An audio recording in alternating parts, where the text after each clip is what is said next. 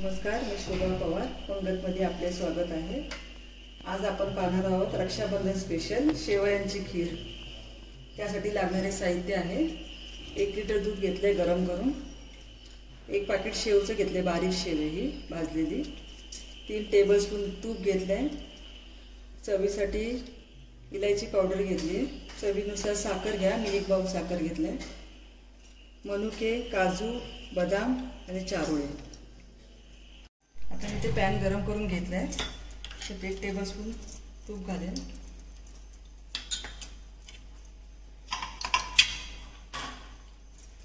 तूप घातल्यावर सगळे ड्रायफ्रूट्स आपल्याला तुपात भाजून घ्यायचे।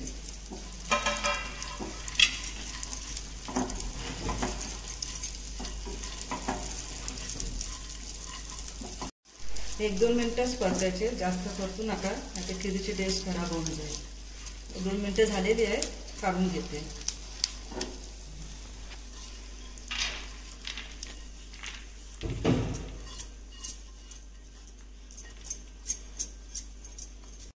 परत 1 टेबलस्पून तूप घालूया।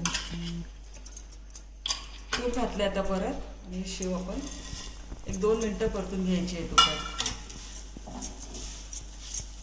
मंद आचेवरती करायचं हे सर्व। शेव जास्त करपवू नका, 2 मिनिटच परतायची। मंद गॅसवर दूध गरम करून झालेलं होतं ना, त्यातलं ते शेव टाकून घेते। गॅस आपल्याला मंदच ठेवायचा आहे। शेव टाकून हलवून घ्यायचे, साखर घालूया। साखरेचं प्रमाण तुमच्या आवडीनुसार घ्या। हे सारखं ढवळत राहायचंय, दूध खाली लागता कामा नये, आणि मंद गॅसवरती करा। ड्रायफ्रूट्स टाकणार आहे, ड्रायफ्रूट्स टाकून घेते।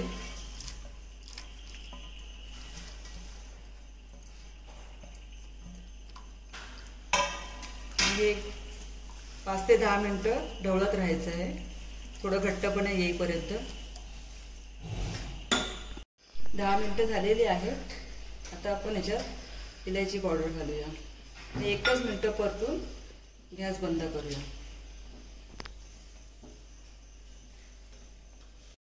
आता आपण सर्विंग बाउलमध्ये ही खीर काढून घेऊया।